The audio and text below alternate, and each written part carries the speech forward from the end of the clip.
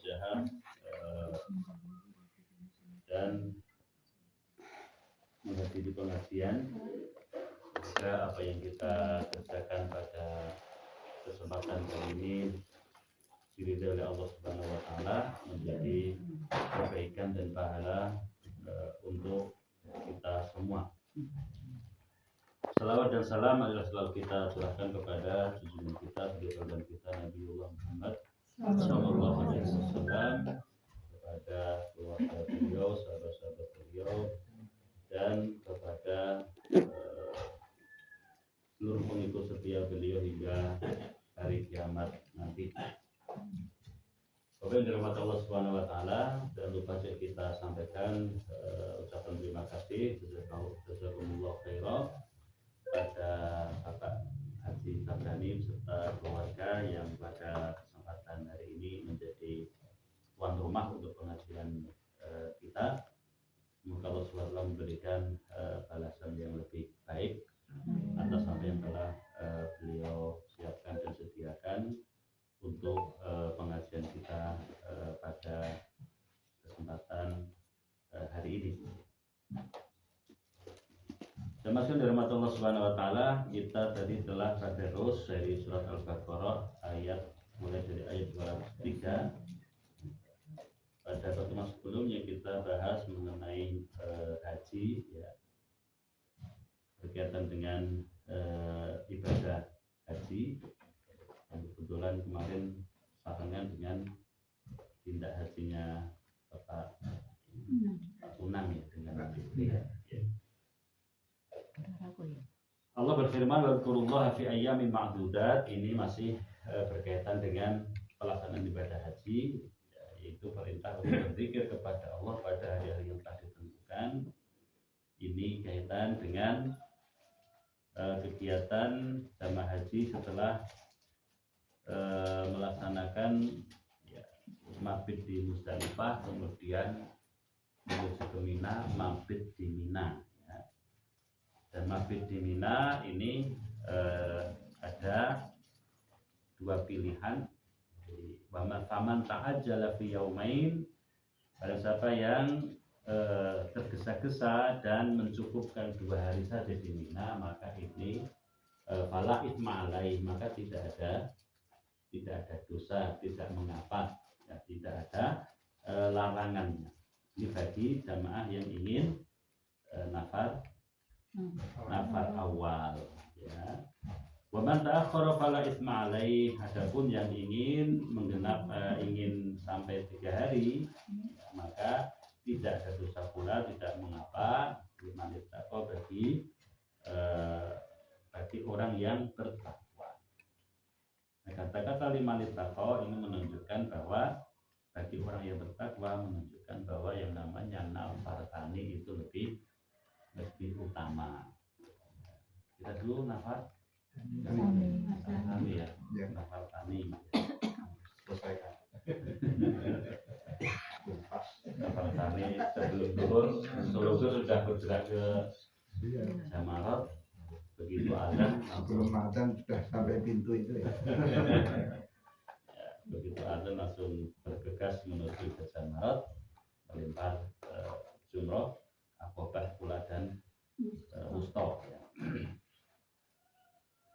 Bapak dan rahmat Allah Subhanahu wa taala, jadi yang paling utama adalah yang lebih afdal adalah nafar tani, ya. Namun jika kondisi tidak memungkinkan, maka boleh mengambil nafar awal, yaitu 2 hari.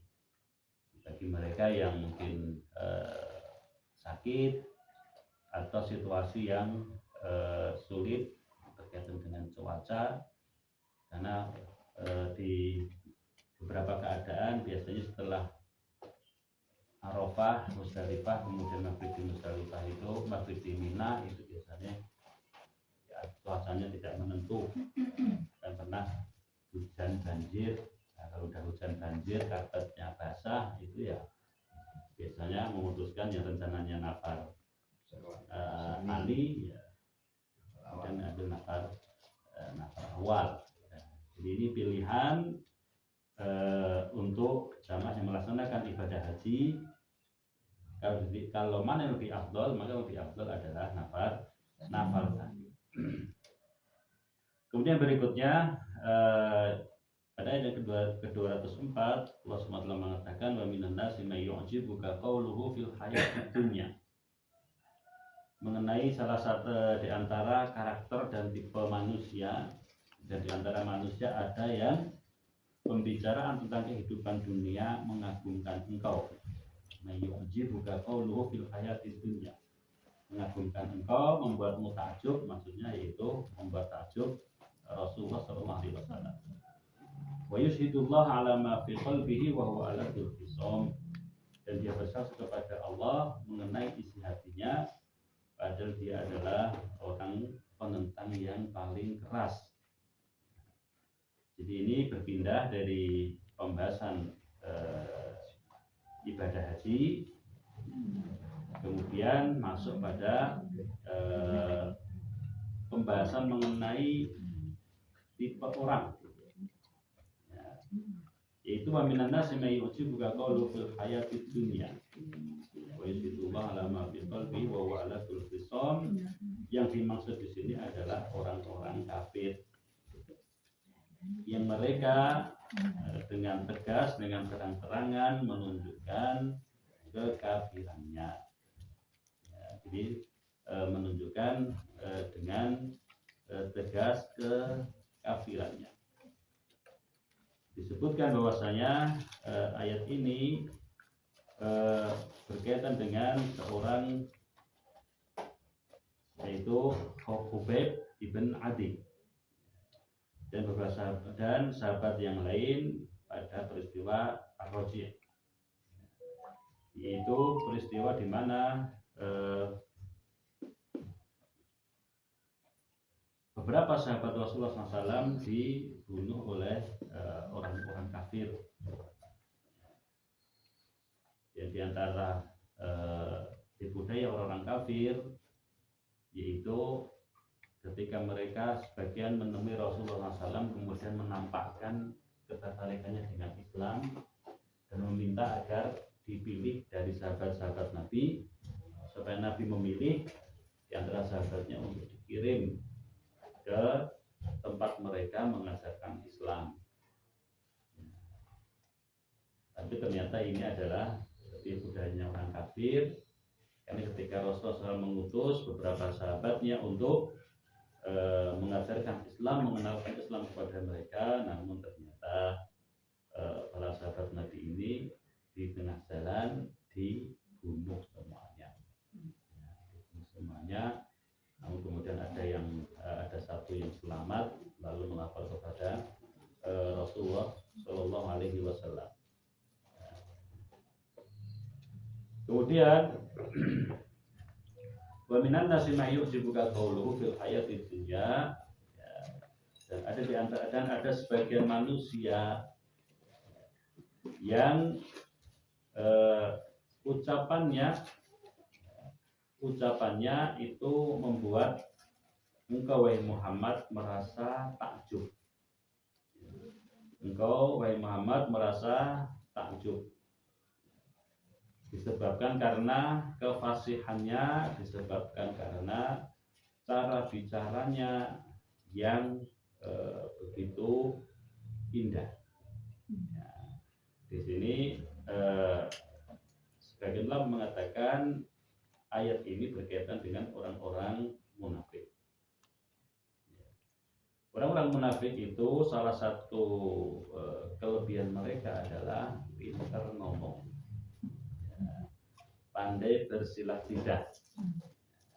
Kalau berbicara itu biasanya ada dua kemungkinan pemahaman, sehingga yang mendengar itu bisa salah paham.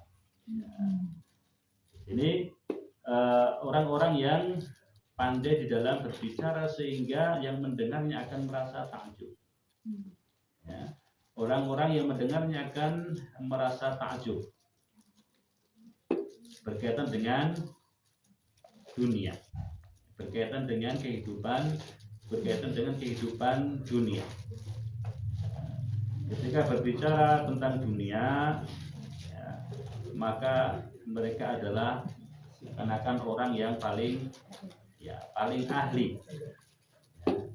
Jadi berbicara tentang dunia, maka mereka adalah orang yang paling ahli. Dan kebiasaan orang-orang munafik itu, ya, dan ini kita perlu waspada. Kadang ada orang yang dia membangga-banggakan, dia ujub dengan pencapaiannya terhadap dunia ini, lalu merendahkan dan mencela kaum muslimin, orang-orang yang dekat dengan agama. Nah, ini salah satu karakternya orang-orang munafik, yaitu ya, mereka bangga dengan pencapaiannya terhadap dunia ini, ya, kesuksesannya, ya, hartanya yang banyak, kemudian kedudukannya di masyarakat yang terhormat dan sebagainya, lalu kemudian merendahkan dan menghina kaum muslimin yang mereka mungkin secara penghidupan dunia kekurangan, atau mereka yang kaum muslimin ada di bawah pencapaian orang-orang munafik ini. Sehingga kadang kita menemukan ada orang yang mengatakan, saya ini secara agama mungkin kurang ilmu saya, tapi nek terbondo alhamdulillah orang kurang. Ya, jadi senajan agama kurang, agama saya ini bukan termasuk orang yang taat, biasa wae taat banget yo ora padha umume wong Islam. Nek dunia ya aku sukses jadi orang kurang, aku pinter-pinter, wis mentas wis dadi wong kabeh. Wis dadi wong betul. Kemudian beda dengan si fulan yang penampilannya tampak pada penampilannya, kegiatan aktivitas sehari-hari dekat dengan seakan-akan dekat dengan Islam, kemudian tapi secara dunia mungkin kekurangan, ada di bawah saya dan seterusnya. Nah, ini adalah merupakan sifatnya orang-orang munafik. Jadi mereka pandai berbicara, pandai ngeles, ya, pandai cari alasan, dan juga memiliki sifat suka merendahkan kaum muslimin, ya, suka merendahkan kaum muslimin secara umum, ya mungkin dengan sebutan-sebutan, dengan panggilan-panggilan yang tujuannya untuk mengejek atau merendahkan. Ya. Wa minan nasi may yu'jibuka qawluhu fil hayatid dunya. Allah sudah memperingatkan Rasulullah SAW dan memperingatkan kita dengan model orang seperti ini. Maka bahayanya orang munafik itu sampai di Allah Subhanahu wa taala ada satu surat khusus dalam Al-Qur'an yang disebut dengan surat Al-Munafiqun. Ya, itu menerangkan bagaimana karakter dan sifatnya orang munafik. Ya. Yang dalam idza ra'aitahum tu'jibuka ajsamuhum. Ya. Jadi orang-orang munafik itu secara penampilan, ya, mereka memiliki penampilan yang istilahnya yang paling bagus, sehingga orang akan takjub dengan penampilannya. Ya. Kemudian kalau berbicara, ya, jadi kalau berbicara itu sangat fasih, sangat fasih, ya. Kemudian juga tertata, ya, menguasai public speaking dan sejenisnya, sehingga orang itu yang mendengar bisa tersihir, ya, bisa tertarik, bahkan bisa berubah pikirannya. Karena orang munafik itu paling pintar membolak-balikkan masalah. Jadi kebenaran ya kemudian dibahas, dibolak-balik kalimatnya, kata-katanya sehingga nampak benar itu menjadi salah. Ya, yang salah menjadi benar. Ya, ini adalah kebiasaan orang-orang munafik. Ya. Wa huwa aladul khisam, dan mereka adalah ya, orang yang memang penentang yang paling keras. Artinya bahwa orang yang gampang maidu ya, jadi orang munafik itu pintar ngomong tapi juga paling pintar istilah Jawa pintar maidu ya, ini sifatnya orang-orang munafik. Kemudian ini terjadi di zaman Rasulullah SAW dan juga terjadi di zaman kita. Bahkan tokoh munafik terbesar di zaman Rasulullah SAW adalah Abdullah bin Ubay bin Salul. Begitu berbisanya lisannya Abdullah bin Ubay bin Salul ini, begitu ada kesempatan peluang untuk menimbulkan perpecahan di tengah kaum muslimin, maka kesempatan itu akan dia ambil, dia akan manfaatkan. Namun setelah tidak terbukti, baru kemudian ngeles. Jadi ngeles kemudian bahwa yang saya bilang itu nggak seperti itu, maksudnya begini dan seterusnya. Bahkan ada sahabat yang sempat usul kepada Nabi, Abdullah bin Ubay bin Salul ini orang bahaya, kenapa engkau tidak membunuhnya saja? Ya. Tapi Rasulullah SAW ya, tidak mau membunuh Abdullah bin Ubay bin Salul yang jelas-jelas sudah tampak kemunafikannya, karena beliau mengatakan bahwa aku tidak ingin di kemudian hari orang-orang akan mengatakan Rasulullah SAW atau Muhammad membunuh pengikutnya. Mengapa demikian? Karena Abdullah bin Ubay bin Salul ini menunjukkan secara zahirnya adalah seorang muslim. Ya. Jadi secara zahirnya seorang muslim. Kalau kumpul-kumpul sama orang muslim, ya dia ini sama dengan kalian, ya, sama-sama orang Islam. Jadi setelah sekarang ya aku bolomu kita ini teman ya. Tapi ketika pindah atau berganti komunitas, bergaul dengan orang kafir, ya, maka akan mengatakan wa idza qalu ila sayyidina qaul inna ma'akum. Orang munafiknya mengatakan ya, podo aku yo bolomu. Ya, kita ini teman. Ya. Kalau orang kafir mengatakan loh kamu gaul sama mereka, sama orang-orang Islam, mereka mengatakan sajane aku wong gawe ming guyon, ming gojek ora serius. Ya. Jadi itulah sifat orang munafik. Dan sangat berbahaya untuk kehidupan masyarakat secara umum, khususnya untuk kaum muslimin. Jadi bahwa aladul khisam. Jadi kalau berdebat itu paling keras. Jadi kalau berdebat itu paling keras, paling tidak mau kalah, lalu pokoknya ingin menang, tidak mau kalah.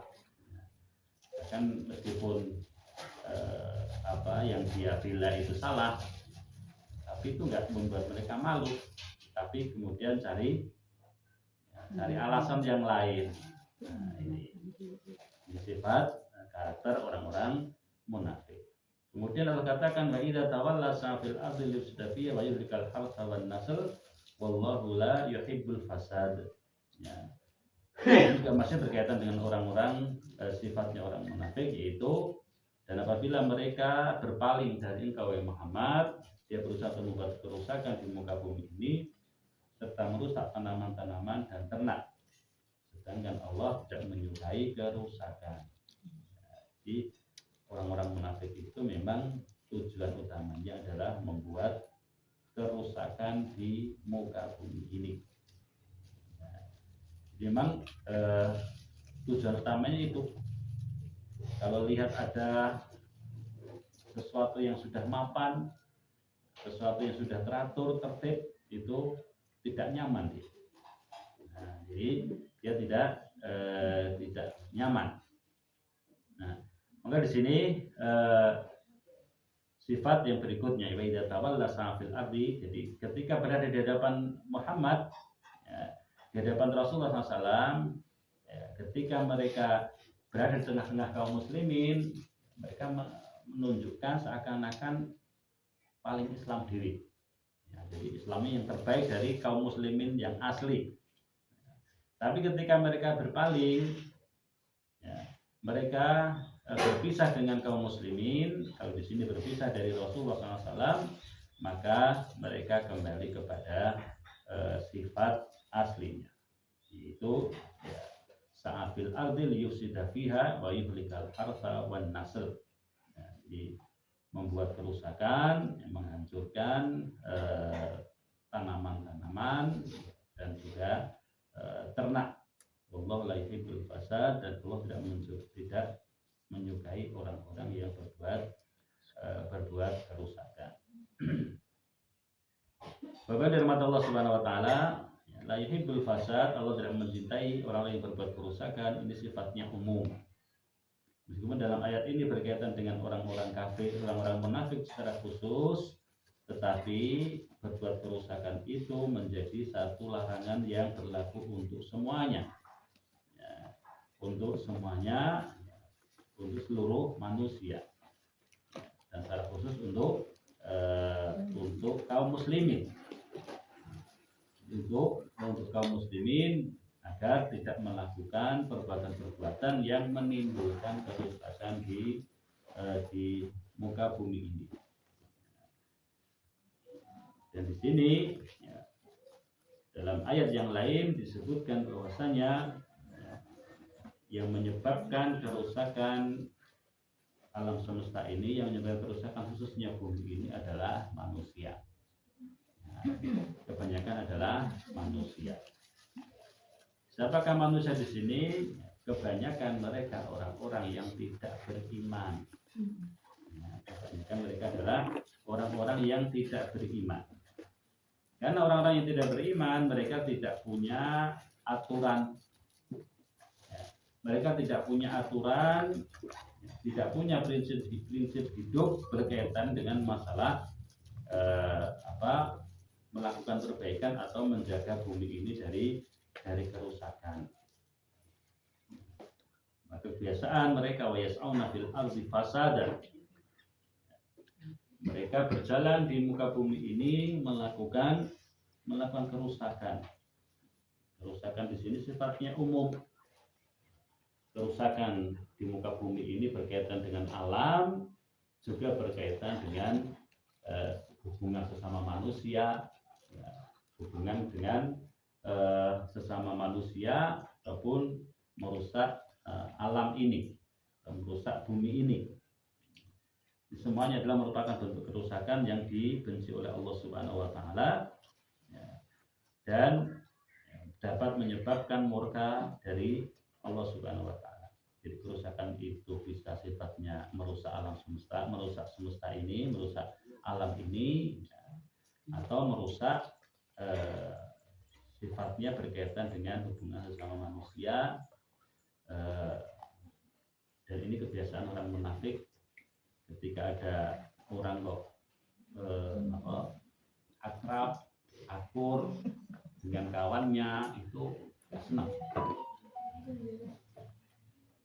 Bahkan ada sebagian orang yang memiliki sifat ketika melihat ada sepasang suami istri itu kok kelihatannya akur, nggak pernah tampak tidak ada masalah, itu dia tidak suka, lalu berusaha untuk membuat atau berusaha untuk membuat tipu daya adu domba agar hubungan yang baik itu menjadi rusak dengan menghembuskan berita-berita yang bisa menimbulkan kecurigaan. Jadi sudah plot itu. Orang munafik itu cara bicaranya pintar ngomong, pintu ngomong digunakan untuk menimbulkan, menyebabkan kerusakan, ya, untuk menyebabkan membuat kerusakan di muka bumi ini. Dan Rasulullah SAW menyebutkan, Rasulullah SAW dalam sebuah hadis diriwayatkan bahwa di antara bentuk ya, larangan itu termasuk dosa besar adalah ketika datang seseorang yang membicarakan satu topik pembicaraan dengan tujuan untuk merusak hubungan seorang suami dengan istrinya atau seorang istri dengan suaminya. Rasul mengatakan mereka orang seperti itulah bukan dari golongan, bukan umat. Maksudnya adalah larangan bagi seseorang untuk menceritakan sesuatu, berbicara sesuatu yang itu bisa menimbulkan retaknya, rusaknya hubungan suami dengan istri atau istri dengan suaminya. Dengan cara apa? Dengan cara ya, ketika orang berbicara dengan seorang laki-laki, dia menyebutkan, menceritakan tentang seorang wanita dengan memberikan gambaran-gambaran dengan sifat-sifat yang itu kemudian orang terbayang, sehingga itu bisa merusak, ya, mempengaruhi pikirannya. Atau masuk larangan bagi suami istri itu adalah tidak boleh seorang suami atau seorang istri itu menceritakan secara detail, seorang istri menceritakan teman wanitanya secara detail kepada suaminya, atau seorang suami menceritakan secara detail tentang sahabatnya atau tentang kawannya yang laki-laki secara detail. Karena itu bisa menimbulkan kerusakan, bisa membuat yang mendengar itu membayangkan. Sehingga kalau sudah terjadi seperti itu, maka akan timbul kerusakan yang lebih besar. Kadang orang itu berawal dari dibuat penasaran. Ya, biasanya awalnya kerusakan itu karena ya, dosa itu biasanya diawali karena penasaran. Ya, penasaran, ya, pengen nyoba, karena memang setan juga sudah tugasnya membuat orang itu penasaran. Jadi ketika sudah penasaran, kemudian tertarik untuk mencoba. Ketika sudah mencoba, dia dalam kemaksiatan. Ya, kalau mencoba kemudian dia terjatuh ke dalam kemaksiatan, dia segera sadar bertobat kepada Allah, maka itu satu hal yang baik. Tapi kalau dia mencoba kemudian malah ketagihan, ya, dia tidak bisa meninggalkan kemaksiatan tersebut. Tentu ini merupakan sebuah petaka, sebuah musibah yang menimpa orang tersebut. Jemaah dirahmati Allah Subhanahu wa taala, kemudian sifat berikutnya orang munafik adalah wa idza qila ittaqillaha akhadhatul izzatu bil itsmi fahasbuhu jahannam.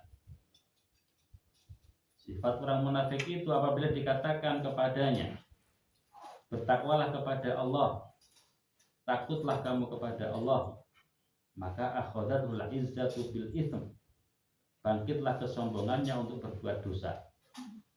Fahasbuhu jahannam, maka pantaslah baginya neraka jahannam.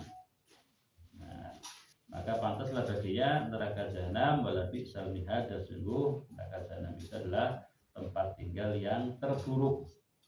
Nah, ini satu sifat reaksi yang menjadi sebuah pengingat untuk kita semua. Karena orang munafik itu kalau dikatakan ittaqillah, takutlah kamu kepada Allah, bukannya kemudian sadar, tapi malah mesum. Ya, jadi nek dielengke malah mesum. Ya, kalau dinasihati malah marah. Ittaqillah akhadhatul izzatu bil itsm. Justru dia malah bangga dengan dosa yang telah dia lakukan.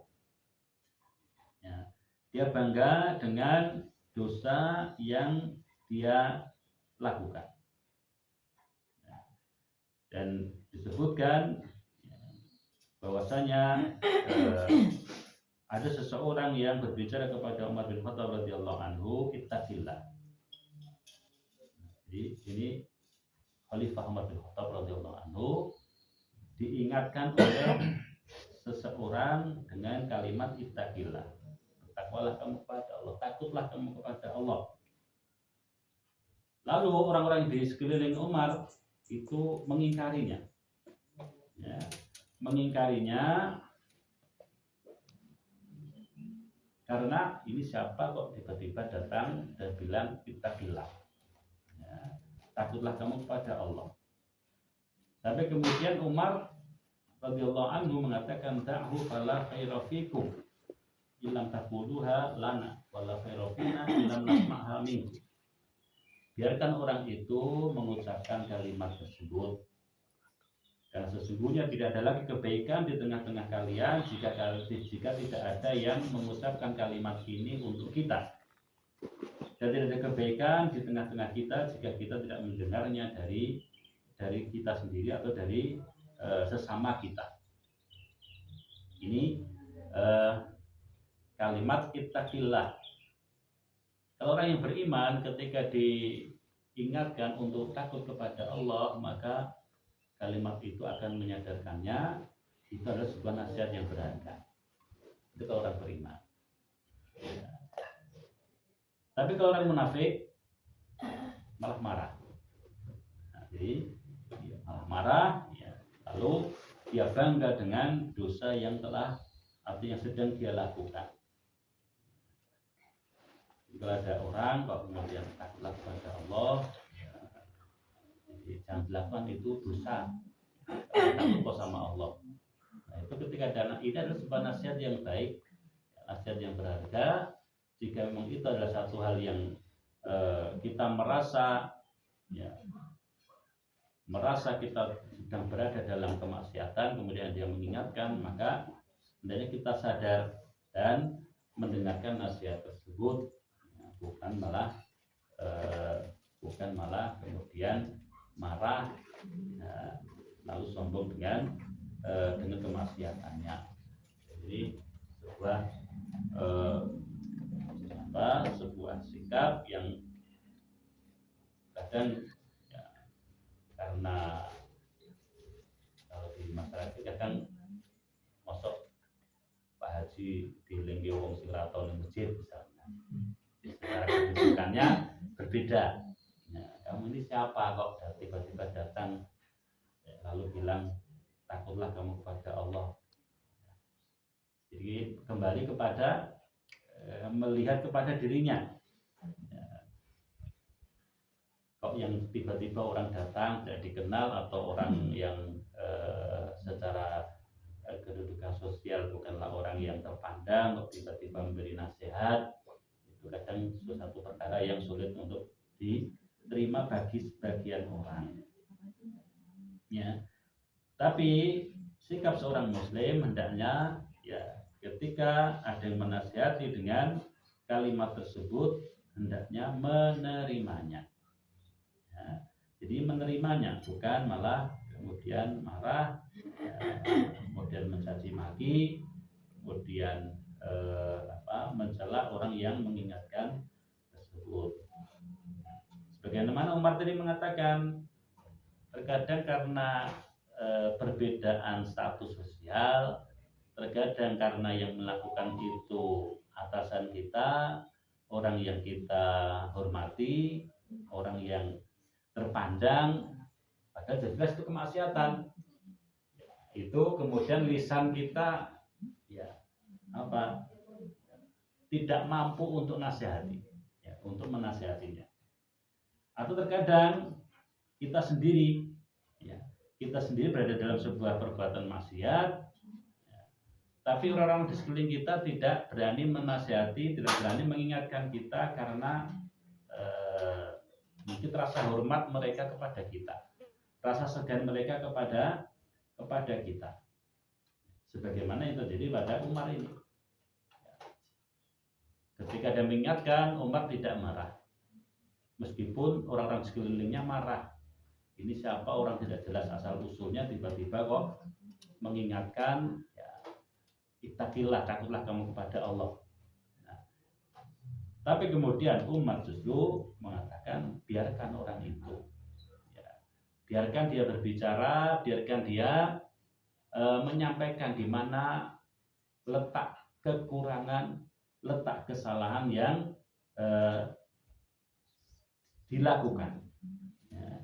Jadi letak kesalahannya di sebelah mana ketika ada orang mengingatkan itu, ya, bukan malah kemudian berusaha menutupi kesalahan yang dia lakukan. Karena sikap perbuatan seperti ini adalah satu perbuatan yang baik. Dengan adanya orang-orang seperti ini, tegaklah amar ma'ruf dan nahi munkar. Kalau tidak ada lagi orang yang menasihati, tidak ada lagi orang yang saling mengingatkan dalam sebuah komunitas, sebuah kelompok, tidak ada di sana orang yang nasihat, memberi nasihat atau saling menasihati ketika ada di antara mereka yang melakukan kesalahan, maka ini satu hal yang tercela, bahkan fala khaira fikum. Umar radhiyallahu anhu mengatakan tidak ada kebaikan pada kelompok tersebut, tidak ada kebaikan pada komunitas tersebut kalau tidak ada di komunitas tersebut, ya, sikap untuk saling menasihati. Akhadatul izzatu bil ithm fahasbuhu jahannam. Orang munafik itu kalau diingatkan dia akan marah, ya, dan pongah, sombong dengan dosa yang sudah atau yang sedang dia lakukan, ya, fahasbuhu jahannam, maka cukup baginya neraka jahanam. Dan ini disebutkan dalam sebuah riwayat, ya, di antara orang yang dimurkai oleh Allah Subhanahu wa taala, ya, orang yang dimurkai oleh Allah Subhanahu wa taala adalah orang yang ketika dikatakan kepadanya ittaqillah, takutlah kamu kepada Allah, orang kemudian dia menjawab alaika nafsak. Ya. Jadi urus saja urusanmu sendiri. Nah, ini orang yang termasuk orang yang dimurkai oleh Allah Subhanahu wa taala adalah ketika dinasihati malah menjawab urus saja urusanmu sendiri, nggak usah ngurusi urusan orang lain. Ya. Padahal jelas itu perkara yang salah. Ya, dia berada di atas kesalahan, yang dia lakukan itu adalah satu kesalahan, satu kemaksiatan. Tapi ketika dinasihati malah wes to rasa ngurusi urusane wong liya, iku urusanku dhewe, aku tanggung jawab ya tanggung jawab dhewe. Rasa repot-repot ngerusui urusane wong.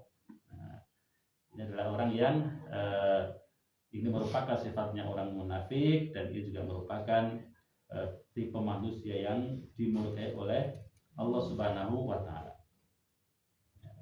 Lalu bagaimana? Ya, kita sebagai seorang muslim ya hendaknya ketika ada orang yang menasihati kita, ya kita dengarkan dan kita simak terlebih dahulu di mana apa maksudnya dan benarkah seperti yang disampaikan.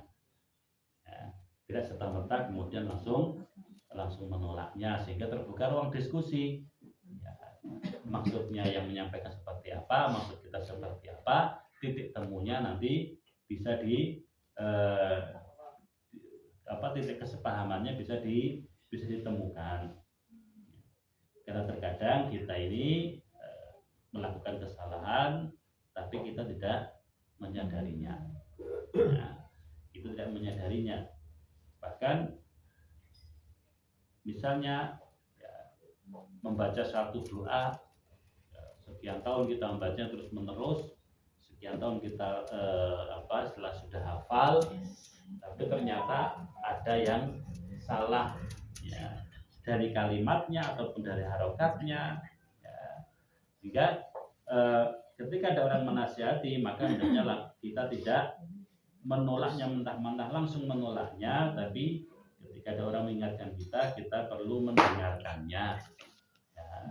Perlu mendengarkannya, karena itu adalah kebaikan untuk kita jika memang yang disampaikan adalah sebuah kebenaran. Nah,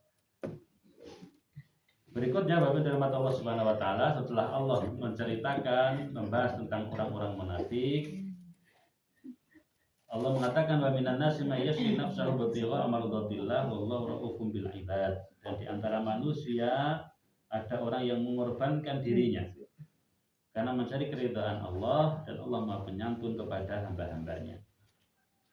Ayat ini berkaitan dengan seorang sahabat yang bernama Suhaib Ar-Rumi. Suhaib Ar-Rumi.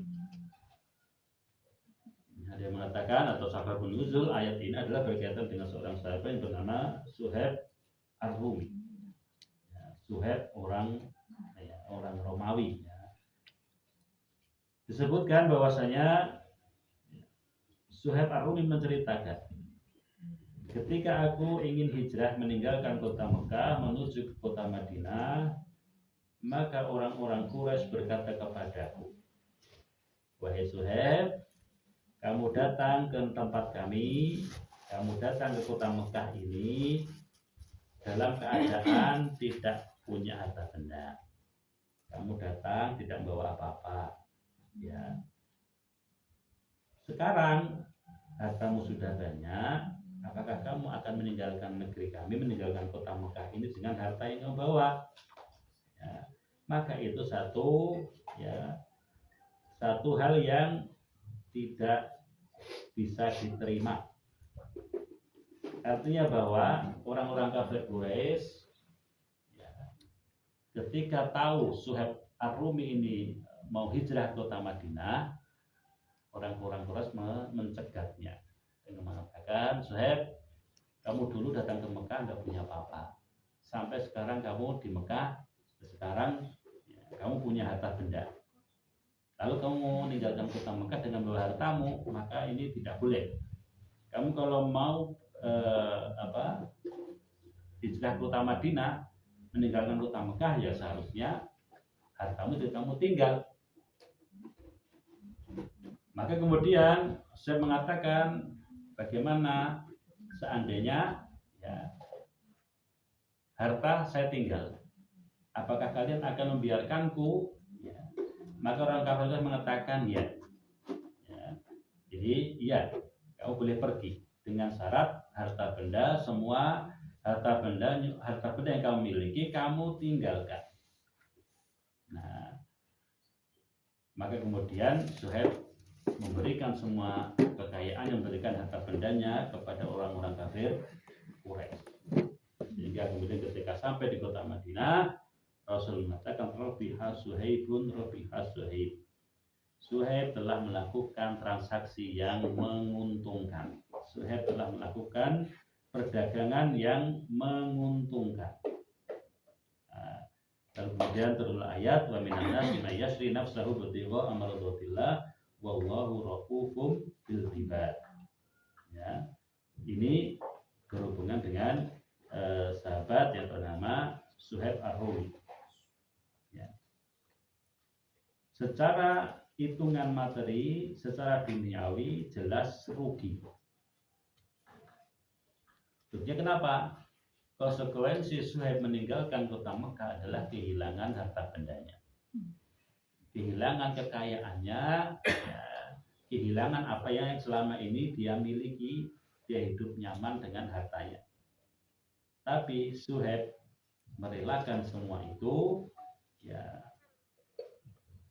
asalkan bisa hijrah ke kota Madinah. Secara duniawi tentu sangat rugi. Tapi Rasulullah SAW mengatakan, Rabiha Suhaib. Suhaib telah melakukan transaksi yang menguntungkan. Jadi Suhaib telah melakukan transaksi yang menguntungkan. Dan Allah kemudian turun ayat, wa minan nasi may yashtari nafsahu bitigha amradatillah wallahu raufum bil ibad. Pujian bagi sebagian orang, bagi orang yang rela menjual, rela melepaskan, membeli dirinya untuk mendapatkan ridho dari Allah Subhanahu wa taala. Wallahu raufun bil ibad. Secara hitungan manusia itu kerugian yang luar biasa. Ya, kerugian yang luar biasa. Tapi ya, menurut Allah Subhanahu wa taala itu adalah dan Rasulullah SAW itu adalah merupakan perniagaan yang menguntungkan.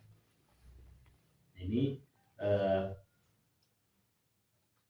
sebuah kisah yang dialami oleh Suhaib Ar-Rumi. Dia rela meninggalkan harta bendanya untuk mencari ridho Allah Subhanahu wa taala. Nah, ini adalah sebuah hal yang tidak mudah. Sebuah hal yang tidak mudah. Maka berkaitan dengan hal ini juga Mus'ab bin Umair radhiyallahu anhu pernah mendengar setelah Rasulullah wafat, sebagian orang ya berkata kepada Mus'ab bin Umair, alangkah beruntungnya seandainya kita hidup di zaman Nabi. Nah, alangkah beruntungnya, alangkah bahagianya seandainya kita hidup di zaman Nabi. Tapi kemudian Mus'ab bin Umair marah dan memperingatkan. Ya, memperingatkannya itu adalah sebuah peristiwa yang telah terjadi dan itu adalah kehendak Allah Subhanahu wa taala. Dan apakah kalian yakin kalau kamu hidup di zaman Rasul SAW kalian akan menjadi pihak yang mengikuti Nabi? Ya. Karena berat, ya, karena berat. Maka terkadang melihat secara sekilas tidak mengalami langsung itu tampak lebih mudah ya, dari orang yang mengalaminya secara langsung, menjalaninya secara langsung. Ini dan benar terjadi. Mengikuti kebenaran itu sangat berat. Ya, mengikuti kebenaran itu terkadang mengharuskan kita berkorban. Ya, kita mengorbankan apa yang kita miliki, ya, kita meninggalkan sesuatu yang sudah nyaman, kita rasakan, semua harus kita tinggalkan karena untuk mengikuti sebuah kebenaran yang sebuah prinsip yang sudah kita yakini. Tapi para sahabat bisa, khususnya dalam hal ini adalah Suhaib Ar-Rumi. Wa minan nasi may yasri nafsahu bitiwa mardatillah wallahu ra'ufun bil ibad. Yang berikutnya kemudian Allah mengatakan perintah untuk masuk Islam secara utuh. Ya. Orang yang beriman, masuklah kalian ke dalam Islam secara utuh, secara keseluruhan. Dan janganlah kalian mengikuti langkah-langkah setan. Sesungguhnya setan itu bagi kalian adalah musuh yang nyata. Ayat ini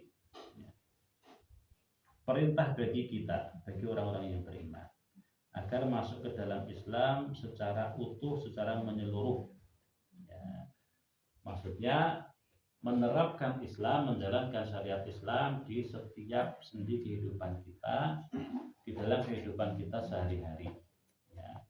Baik itu cara hidup kita, cara pandang kita, aturan ya yang kita taati dalam hidup kita, ini hendaknya semuanya mengikuti syariat Islam, ya, mengikuti syariat Islam secara utuh. Ya. Bukan Islamnya pas di masjid saja, ya. Islamnya pas di masjid saja, Islamnya pas haji saja, Islamnya pas umroh saja, taatnya pas di masjid saja, taatnya kepada Allah pas sedang ibadah saja, pas sedang puasa saja. Nah, karena ini menjadi sebuah perintah ya agar masuk ke dalam Islam secara keseluruhan. Ya. Jadi menjadikan nilai-nilai Islam ya, menjadikan nilai-nilai Islam sebagai pedoman untuk kehidupan kita, yang mengatakan, yang telah mengikrarkan sebagai seorang muslim. Jadi hidup dengan cara Islam, mengikuti syariat Islam. Wala tattabi'u khutuwatis syaitan, dan janganlah kalian mengikuti langkah-langkah setan. Ya. Ini menunjukkan bahwa setan di dalam menyesatkan manusia, ya, setan dalam upayanya untuk menggelincirkan manusia, menggelincirkan orang-orang yang beriman, itu khutuwat. Nah, ada langkah-langkahnya, ada tahapan-tahapannya. Kalau langsung mengajak kepada kesyirikan secara langsung, ya itu ya terlalu vulgar, terlalu tampak. Maka ada langkah-langkahnya. Wala tattabi'u khutuwati syaitan, sehingga Allah mengingatkan kepada kita janganlah mengikuti langkah-langkah setan. Innahu lakum aduwwun mubin, sesungguhnya setan itu bagi kalian adalah musuh yang nyata. Nah, ini bagian dari rahmat Allah Subhanahu wa taala, disebutkan oleh para ulama bahwa kalau setan tidak bisa menyesatkan hamba, ya seorang hamba dan kesyirikan, maka setan akan menurunkan levelnya, yaitu agar orang itu melakukan perbuatan bid'ah. Ya, jadi kalau digoda untuk melakukan kesyirikan tidak terpengaruh, tidak bisa, maka levelnya diturunkan supaya melakukan kebid'ahan. Dimana dengan kebid'ahan itu diharapkan bisa masuk ke kesyirikan. Kalau tidak bisa, maka turun levelnya kepada dosa besar. Ya, dosa-dosa besar, melakukan perbuatan dosa besar. Kalau itu tidak bisa, ya maka turun untuk melakukan perbuatan dosa kecil. Ya, dosa kecil yang terus-menerus dilakukan itu akan menjadi dosa besar. Ya, jadi kalau tidak bisa, maka menggoda seorang hamba untuk melakukan hal-hal yang menyelisih yang afdol, ya, menyelisih yang lebih utama. Jadi nggak usah terlalu begitu, begini aja juga sudah cukup dan seterusnya. Jadi setan dalam menggoda manusia itu ada langkah-langkahnya. Tujuan tertingginya adalah membuat seorang hamba itu keluar dari Islam, ya, melakukan kesyirikan, murtad dari Islam, dan menjadi pengikut setan. Tapi kalau itu susah, sulit, maka setan akan menurunkan levelnya. Dan disebutkan dalam sebuah hadis berkaitan dengan Rasulullah SAW mengatakan, sesungguhnya setan itu sudah putus asa dijadikan sesembahan di negeri Jazirah ini. Ya, artinya bahwa Rasul mengatakan setan sudah tidak punya harapan akan disembah lagi. Tapi setan masih punya senjata, yaitu membuat perpecahan di tengah-tengah kalian. Membuat perpecahan, menimbulkan perpecahan di tengah-tengah kalian. Dari sini sebuah pengingat bagi kita, ya, bahwa setan itu tidak akan pernah putus asa untuk menyesatkan hambanya, ya, dengan tujuan yang paling besar, yaitu melakukan kesyirikan, keluar dari Islam. Dan kalau tidak bisa, ya tadi dengan cara-cara yang lain, yang mana ya itu bisa membuat seorang hamba tersesat dari jalan Allah, seorang hamba melakukan kemaksiatan dan dosa di hadapan Allah Subhanahu wa taala. Bapak yang dirahmati Allah Subhanahu wa taala, inilah yang bisa kita sampaikan beberapa tafsir dari ayat-ayat yang telah kita baca tadi. Ya, ingat untuk kita semuanya menjadi seorang muslim yang baik dan menjauhi sifat-sifat munafik, dengan menjauhi sikap-sikap, sifat-sifat yang telah disebutkan dalam ayat-ayat yang telah kita baca tadi. Demikian bisa kita sampaikan, semoga bermanfaat. Wassalamualaikum warahmatullahi wabarakatuh. Assalamualaikum warahmatullahi wabarakatuh. Waalaikumsalam warahmatullahi wabarakatuh. Bapak Ibu yang hormati, demikian penjelasan ayat-ayat yang kita baca tadi. Mudah-mudahan dari ilmu yang bermanfaat untuk kita dan menjadi amal jaya. Selanjutnya Mbak, apabila ada yang mau tanya, silakan.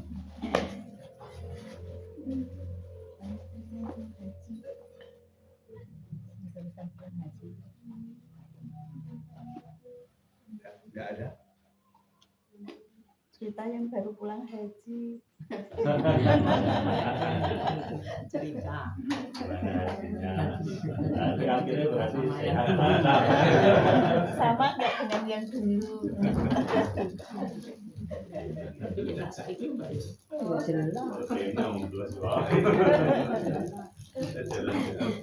Ini sekolah menteri pedes.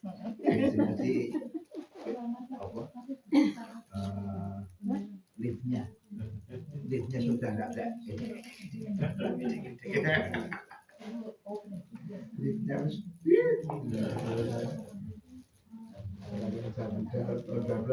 Ini dia yang melaku karo sing numpak langsung mlaku. Udah dibangun itu kalau kita yang di mana jalan-jalan mas sebenarnya itu ya Jadi hotel. iya Ya, itu masuk perluasan anu. taman itu di taman kemarin jalan-jalan sampai sana pagi Masih taman itu.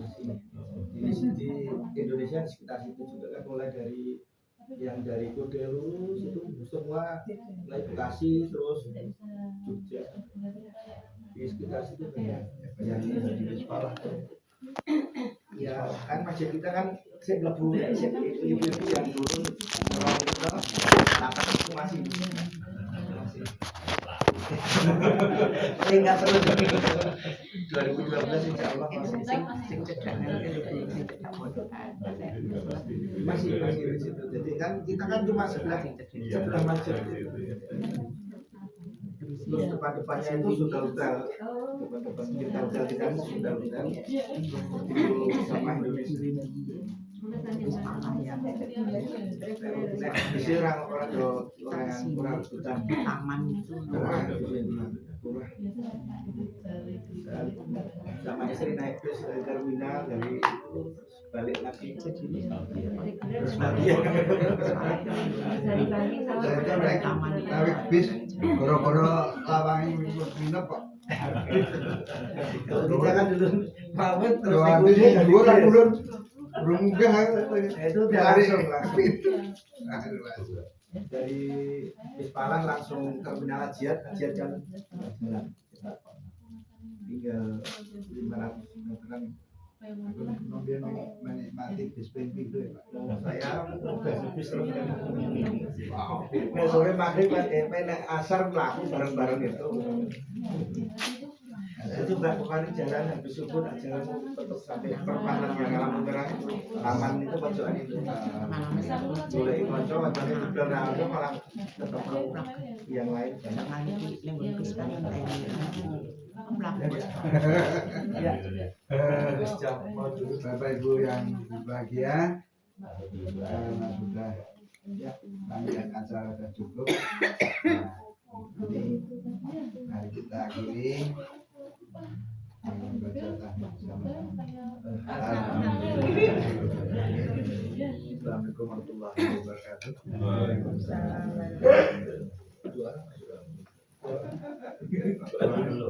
Belum ya.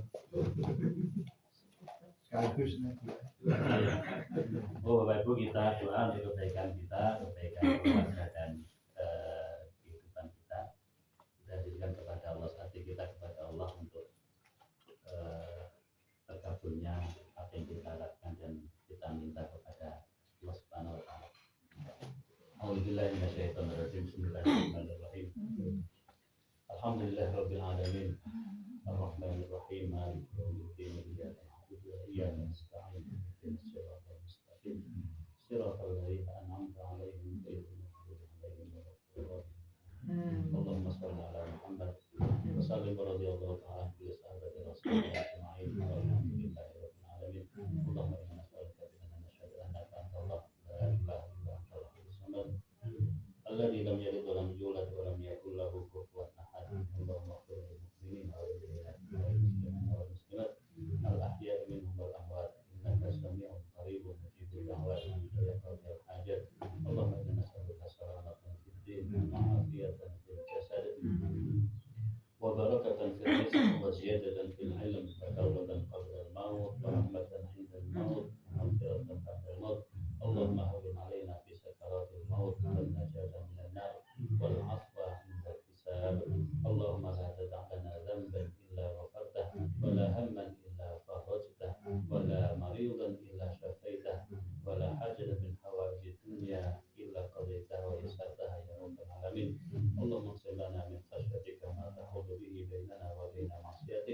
ومن طاعتك ما تبلغنا جنتك ومن اليقين ما تهون به علينا مصائب الدنيا ومتعنا بأسماعنا وأبصارنا وقواتنا أبدا ما أحييتنا واجعله الوارث منا واجعل ثأرنا على من ظلمنا وانصرنا على من عادانا ولا تسلط علينا من لا يخافك فينا ولا يرحمنا اللهم اغفر لنا ولوالدينا وارحمهما كما ربيانا صغارا ربنا هب لنا من ازواجنا وذرياتنا قرة اعين واجعلنا للمتقين اماما ربنا هب لنا من لدنك ذرية طيبة انك سميع الدعاء ربنا اتنا في الدنيا حسنة وفي الاخرة حسنة وقنا عذاب النار سبحان ربك رب العزة عما يصفون وسلام على المرسلين والحمد لله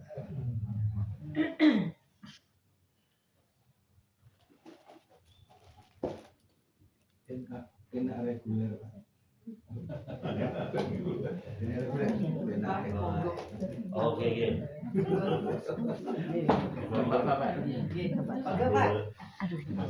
Iya iya. Plus enak reguler. Apa aja? Marem oleh reguler. Terang lambangan memang teman. Kayak pelaku itu. Saya masih kelingan Arab tinggal bis waktu dicari Ustadz Amri masih kelingan 2012.